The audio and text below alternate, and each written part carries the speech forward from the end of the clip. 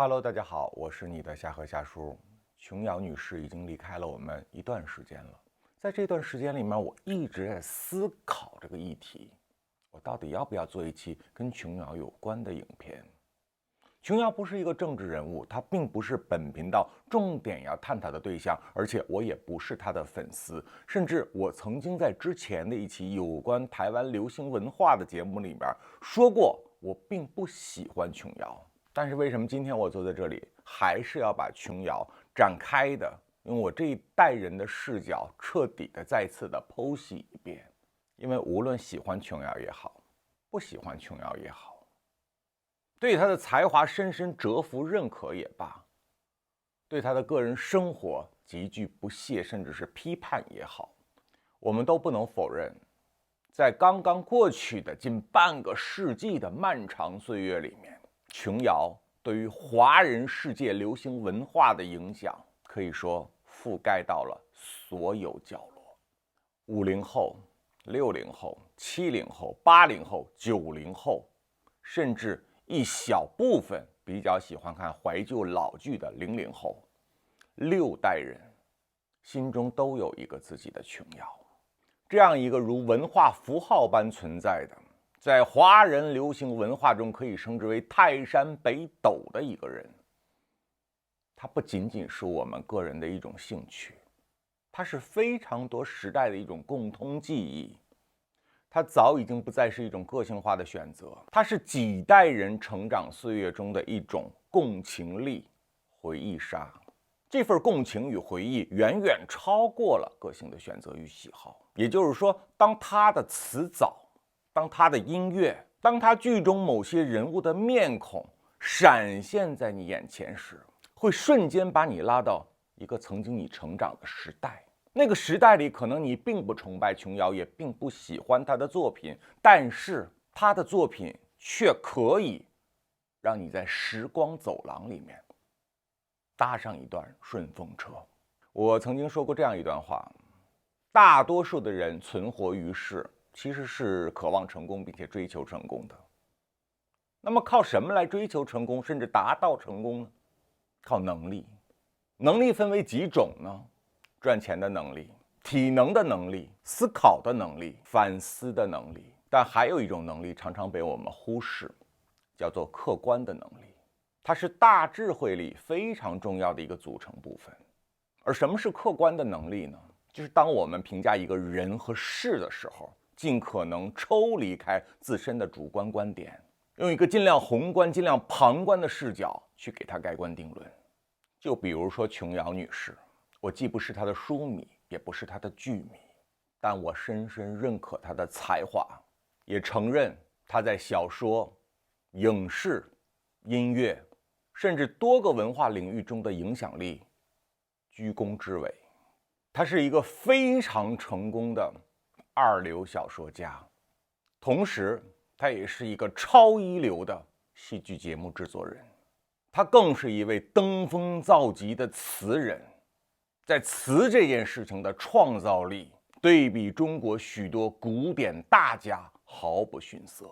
最后她还是一个超级癫狂的恋爱脑。如果说爱情是一种精神疾病，那么琼瑶女士这一生走过的80多年人生路，可以说一直游离在病入膏肓的边缘线上。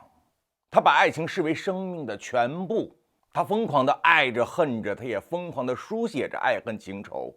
她能够让许多人在那个物质和文化都非常贫瘠的时代里面获得一点点心灵的抚慰，正是因为她缠绵悱恻的爱，它能够在互联网时代继续掀起滔天般的争议与讨论，让很多年轻一代的弟弟妹妹们对他的作品不耻不屑，说他很毁三观，也是因为他痴狂的爱。那么叔今天就坐在这里，跟大家好好的剖析一下，同样一个不变的琼瑶，为什么在不同的历史时代能够掀起如此大的意识形态对立。在琼瑶女士刚刚离世的当天，我写了一个简短的悼词，发在了自己的社交平台上。其中我用这样一句话来形容琼瑶，就是你缔造了一个缠绵悱恻的宇宙。很多朋友非常的喜欢这句话，认为我的形容非常的精妙。为什么我称琼瑶为琼瑶宇宙？我们都知道啊，琼瑶有非常庞大的海量的文学作品，这些文学作品大多改编成了不同时代的电影和电视连续剧，并且在当时所处的那个时代都可以说掀起了轰动般的效应，让那个时代的无数相信爱情的痴男怨女如痴如醉，哭的是梨花带泪。虽然他的故事都如出一辙，但是我们不能否认，通俗狗血和传统意义上理解的漂亮，它就是流行市场上最好卖的单品。虽然在这个时代，我们经常说美是千姿百态的，我们应该追求个性美，每个人的美都不一样，它可以有高矮胖瘦，但是我们必须客观承认，在大众审美上，美它就是有一个相应的门槛和模板的。如果你的美并不打算作为一种商品走出家门去交易，那你当然可以孤芳自赏。我也希望每个人都能拥有孤芳自赏的自信。但是如果你打算把你的美拿出去交易，无论是在婚恋市场上或者是在娱乐市场上，那么你必须承认，美人它就那么几种固定的模式，其中最为主流的一个模式，也就是琼瑶阿姨选出来的这个模式。你不服也不行，半个世纪过去了，她选出来的女演员依然是这个时代两岸三地观众心中最美的女人。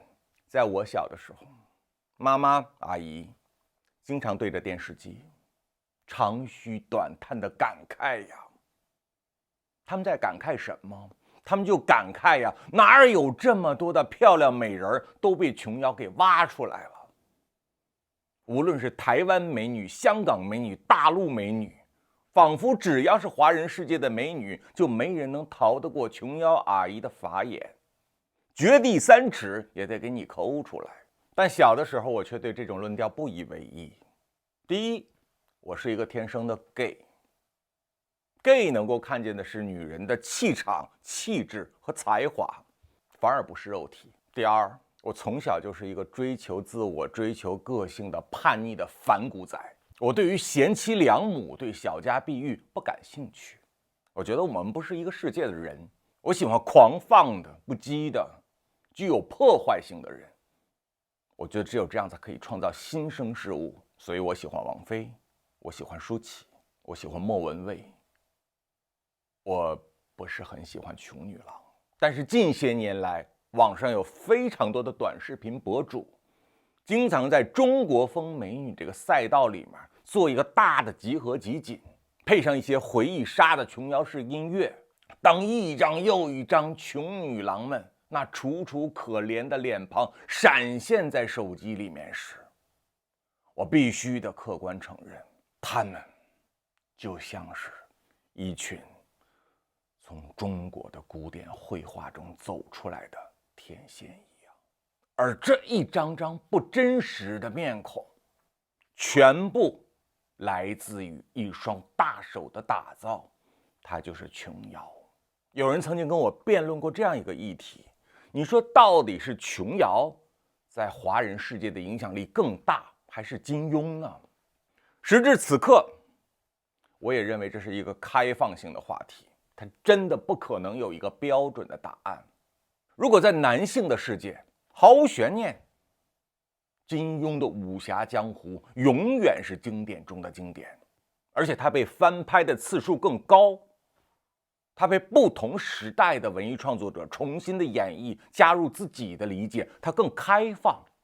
但是金庸只是一个纯粹的作家，他只是把自己的版权出售了以后，让其他的文艺工作者来进行二度的创造。所以我们可以看到不同风格的金庸。射雕英雄传传统的 TVB 它是金庸吗？它当然是金庸。CCTV 拍的那些很像水浒传的金庸作品，它是金庸吗？金庸先生说他很喜欢。王家卫的东邪西毒改得面目全非，除了人名以外，没有任何东西跟金庸的原著有关。那他是金庸吗？他也是金庸，他是金庸武侠江湖思维的一种发散。而琼瑶女士则不同，琼瑶女士一生所有的文学作品都不能够允许他人来拍摄诠释，全部由她自己，甚至就是自己的公司一手操办。可以说每一个琼瑶的作品都是彻头彻尾的琼瑶个人作品。所以在后期互联网时代兴起的时候，琼瑶有一点过时了。当琼瑶老了以后，她的表现形式自然也就与这个时代发生了剧烈的意识形态冲突。所以说从作品的广度和发散性来讲，它肯定是不如金庸的。但是如果你比它在女性市场的那个后坐力，如果你比造星的能力，如果你去比影视剧歌曲的传唱度，那毫无悬念，我认为是琼瑶略胜一筹。而很遗憾，这两位流行小说家，一个是武侠派的，一个是言情派的，如今都已驾鹤西去。而随着时代的换变，人们的生活方式和逻辑思维发生了本质性的改变。基于这种改变与观察，我敢说这二位大神可以说是前无古人后无来者。因为浪漫这两个字好像正在过时，就有了一小撮人开始对琼瑶展开了多维度的道德批判。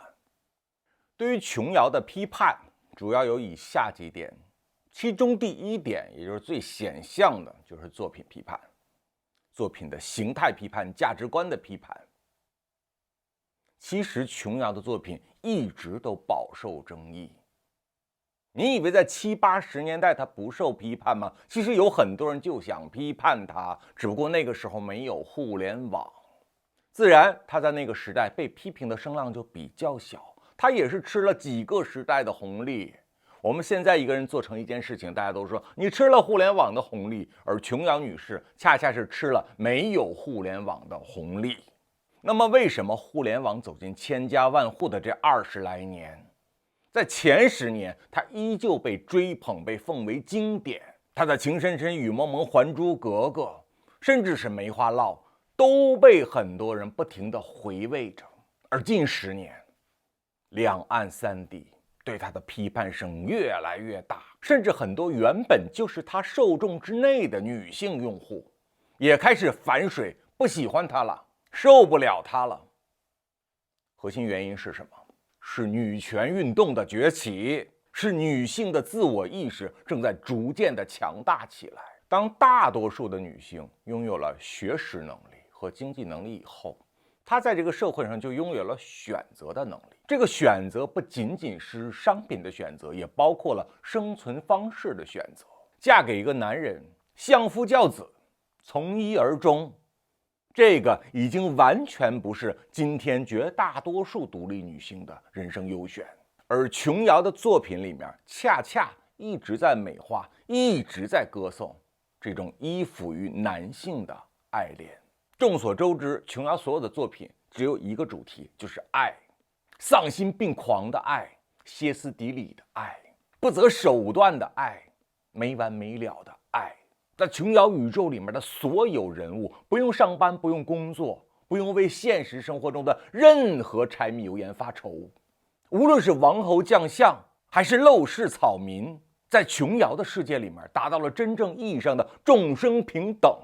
因为他们都不在乎物质，皇家血脉成了他们爱的束缚。他们想丢弃，想粉碎金银财宝这些铜臭味很重的东西。哪怕是一个沿街卖唱的小女子，生活如此清贫，那人家也不想要。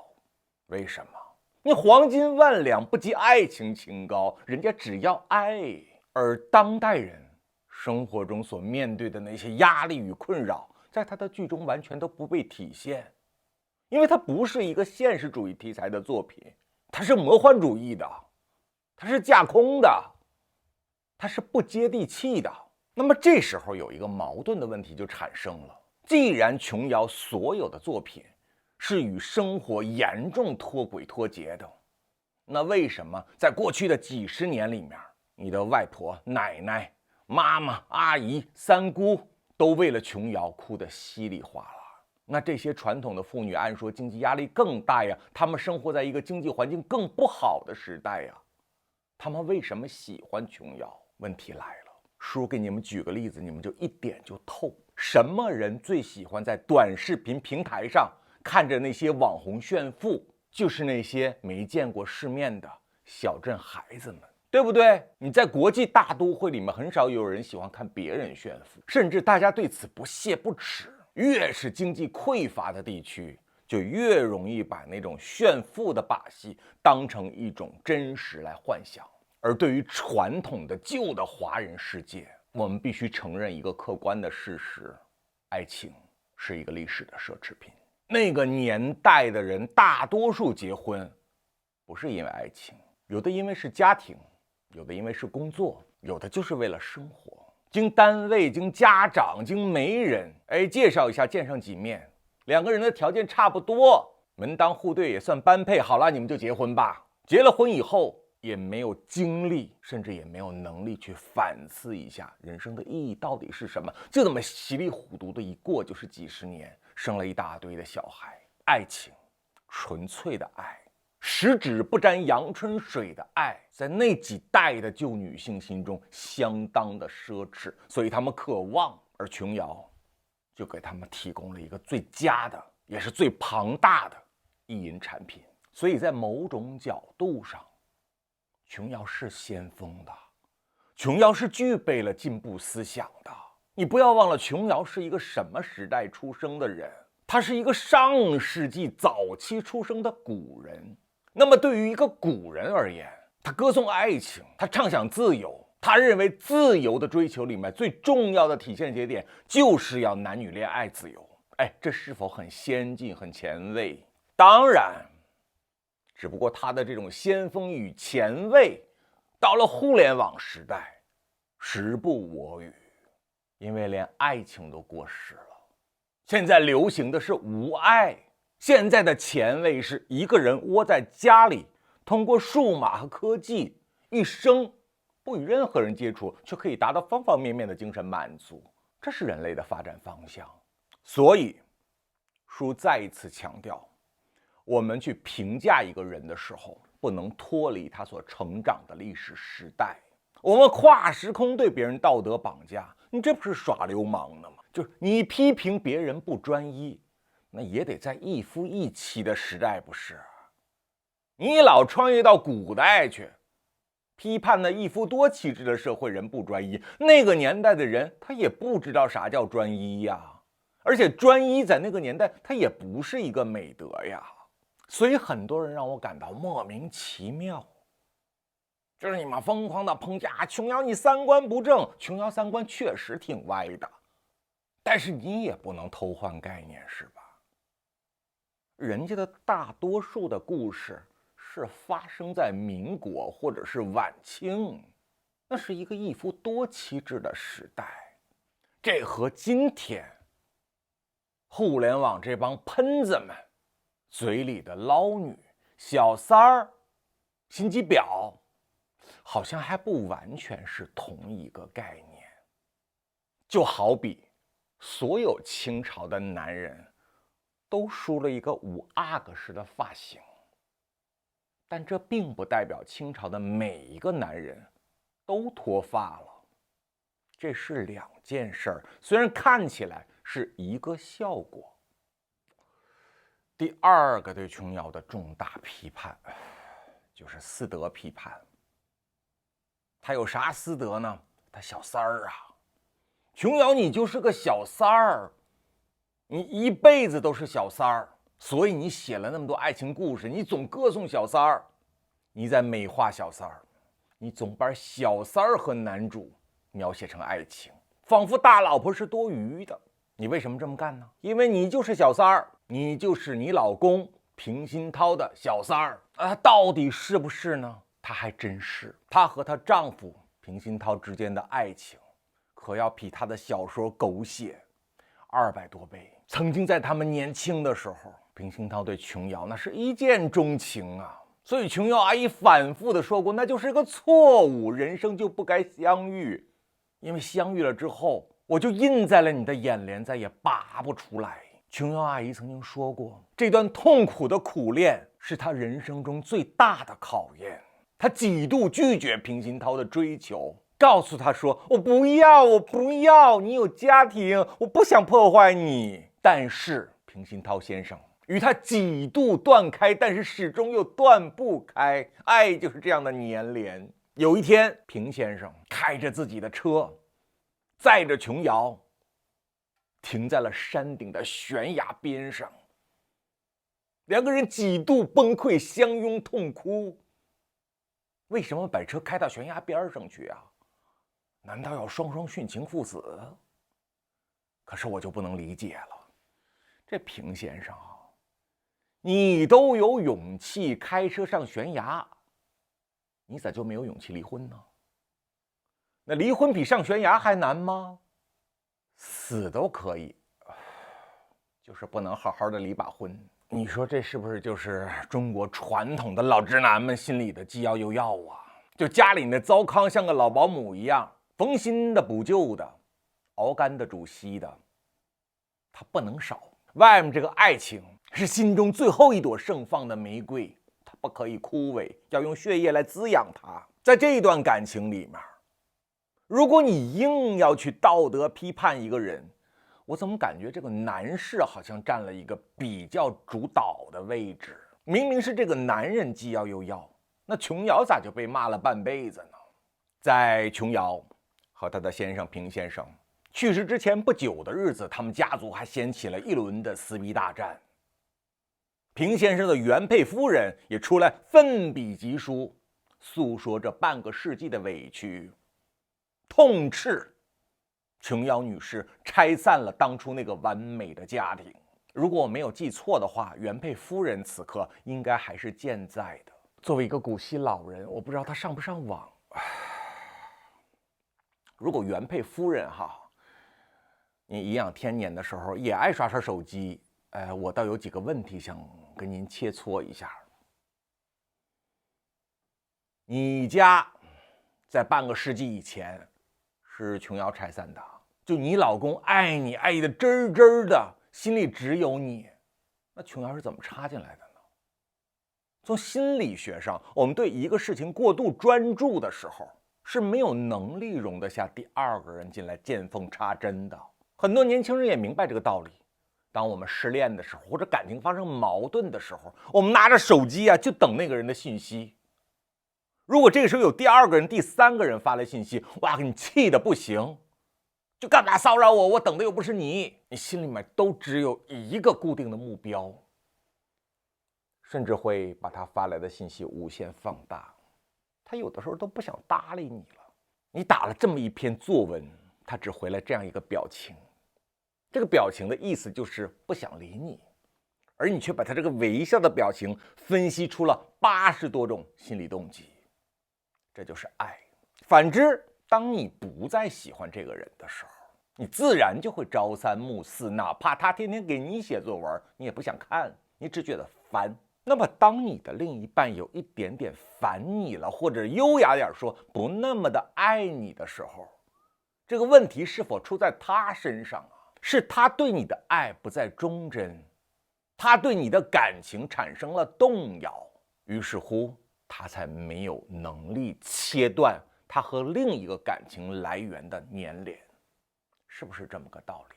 在旧时代，人们没有独立意识，人们也没有刮起一股性解放的运动，缺乏底层的逻辑思维。但是没有逻辑可以，那咱也得讲讲道理呀。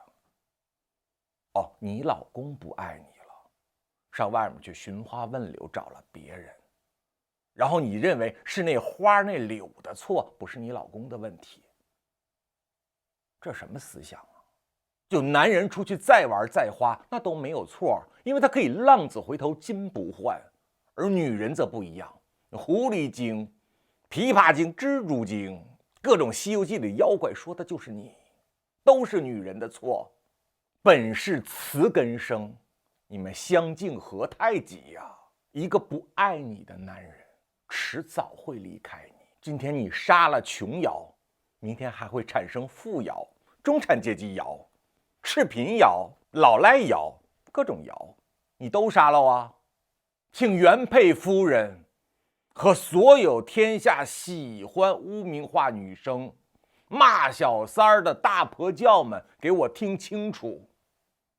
你的男人，他能够和其他的女人发生感情关系，先决条件是他已经对你的感情松动，甚至无爱了。你唯一需要考虑的不是捉奸，不是骂三儿，而是和你的男人有勇气坐下来谈谈，我们之间还有没有爱。如果你有爱，你可以做一个选择；如果没有爱，各位天下的姐妹们，一个没有爱的男人，他就算不出轨，你都应该跟他离婚，不然你他妈熬什么呢？生命就这么短短的几十年，你和你一个不爱的人消耗下去，你他妈枉为人，白活一场。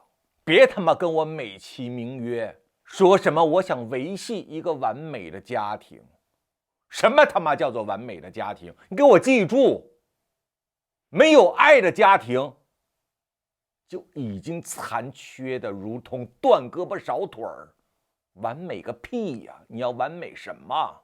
你面对着一个不爱你的人，死磕死耗，用所谓道德和家庭的绳索捆绑住他，这不但是对他的生命残忍，更是对自己这辈子的极度不尊重。你连自己都不尊重，又奢望谁能爱你呢？你男人饿了，他就会偷吃，他憋不住了，就要随地大小便。你没有勇气去把他的银根给淹了，反倒去骂那些被他尿呲过的花花草草。怨妇们，麻烦醒一醒吧，别再懦弱的雌竞了。我们再反观琼瑶女士，她的爱情故事让我有一个未解之谜。我真是不知道琼瑶的脑子是什么做的，里面的构造是不是跟常人不一样啊？别人虽然也都恋爱脑，但是那个恋爱脑的周期相当的短暂，普遍聚集在20几岁或者是10几岁的时候。琼瑶怎么能够一生都在恋爱脑呢？哎，琼瑶，你那么的成功，那么的有钱，你不但有钱，你还有一个点石成金的金手指。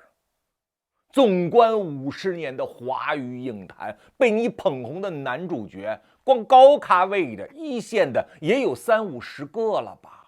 哪个不是英俊帅气？没有名气的，你可以让他一炮而红；过气多年的苏有朋啊、古巨基啊、钟镇涛，你可以让他再次翻红，迎来第二春。你有这样的本事，造星造梦又造钱。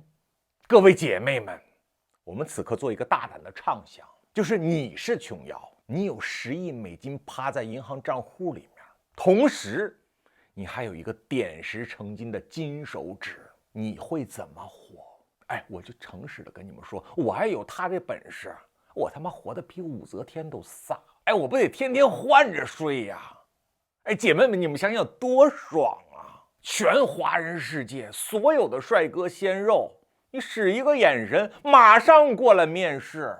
你让他做什么他就做什么，因为他的前途完全都在你的一念之间。咱们都得玩到早死，怎么可能去跟一个平鑫涛这样的老登瞎混呢？拿自己的血汗钱替他的事业买单，替他元芳的家庭买单，一买单就是半个世纪，然后还要被骂小三儿，花你钱的人，直至你临死之前还在媒体上揭发你、披露你，这公平吗？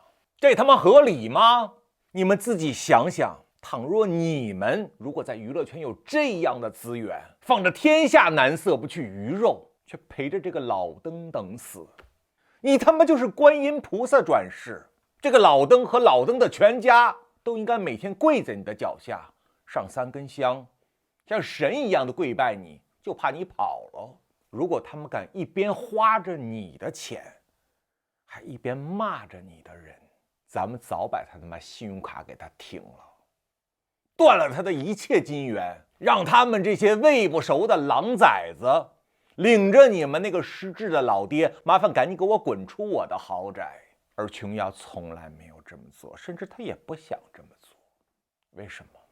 因为他是个恋爱脑，爱情是一种非常严重的精神疾病，我们都得过，但是后来我们康复了。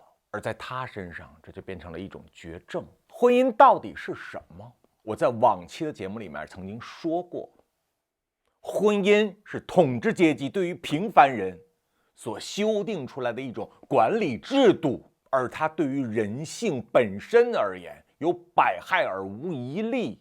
比如应有尽有，却充满了遗憾的琼瑶女士。在《人间道》里面，最沉重的苦痛就是情关，因为你缺钱，可以由他人来施舍；你缺机会，可以由贵人来点拨。唯独你闯情关的时候，就即便美国总统他都帮不了你，你只能一个人熬着挨着，自我折磨。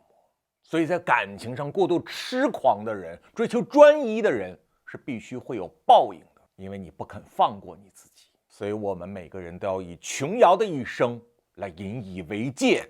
记住，有钱就得花，有资源就得玩，他人即地狱。没有任何一个人是你能够长期并彻底的满足的，所以你唯一需要对得起的人就是你自己。第3点之一，关于他离去的方式，这是今年一个非常热的话题，我之前也做专辑讲过。我个人认为啊，人没有生的权利，所以人应该宽容地赋予给自己一些死亡的选择。我不劝人去临摹任何一种选择，但是我尊重任何一种深思熟虑后的选择结果。关于琼瑶的离去方式，她自己取名为翩然，让我非常的触动。因为在这样一个高压的物质时代，一个终极的浪漫主义者连死都要化蝶，化成一个雨蝶，在水云间中翩然离去，这真的非常非常的唯美。这种唯美就像他那些华丽精致的歌词一样，对于这个时代来说是那样的奢侈和罕见。所以在给他的那一点悼词里面，我引用了一首我最喜欢的词来献给他：红尘自有痴情者。虽然爱情过时了，罗曼蒂克也过时了，追求爱，追求浪漫的爱，在这个时代就像弱智一样可笑。但是我相信，随着历史变迁，大浪淘沙，琼瑶的东西不会完全的被冲刷得一干二净，它一定会去其糟粕，留其精华的传承下来一些它的美学方式。而它的美学方式是什么？就是它那优雅的词，它那有着庞大的中国古诗词基础作为支撑的华丽美词。若非一番寒彻骨，哪得梅花扑鼻香。庭院深深深几许，有位佳人在水一方。犹记小桥初见面，柳丝正长，桃花正艳。这种细腻的女性的婉约之美，虽然已经不再是当今流行文化的主流，但它确实陪伴了几代人看过了几度夕阳红。希望有缘看到本频道的朋友们都能够学会一份对自己的包容。什么叫做对自己的包容呢？就是接受自己的过去，不要因为我们有了新的思想和新的见识，就把那些不那么先进的、有一点土味的来时路全部的污名化。犹如我们儿时听的那些华语经典的流行歌曲，都是怨妇歌曲。你纵观80、90年代所有辉煌的巨星，基本上大家都有一大堆的苦情歌、拔蜡歌。比如我喜欢的阿妹，不知道从哪一天起，我觉得如果你再去听，我可以抱你们爱人、听海、简爱，哭不出来，记得，你得偷偷的一个人偷听。如果被其他人发现我在听这些歌曲，我脸上有点羞耻。为什么？土。那你说这些土的东西，是否曾经在某一个时代给了我们巨大的安慰呢？那些所有矫揉造作、缠绵悱恻的文学作品，那些红尘来去一场梦的中文歌曲，我也许不会再听再看了。但我不否认他们的价值，我更不否认他们在某种意义上来讲，至少在流行这个意义上来讲，它确实可以称之为永恒的经典。如果有一个00后或者是10后的小朋友，他跑过来问我，叔叔，为什么滚石时代那么红啊？为什么李宗盛那么红，林忆莲那么红？为什么阿妹那么红？为什么孙燕姿那么红？为什么任贤齐的心太软会红？为什么苦情的张宇大哥会红？为什么你们那一代人听的所谓的经典歌曲都是为情所困、为爱受伤呢？我会一脸骄傲的、从容淡定的告诉他，孩子，那个时代的人把感情看得很重，甚至视为自己的全部。尽管哲学和心理学证明这是不对的，但是这一段弯路，几代人曾真诚地走过，红尘作伴，潇潇洒洒。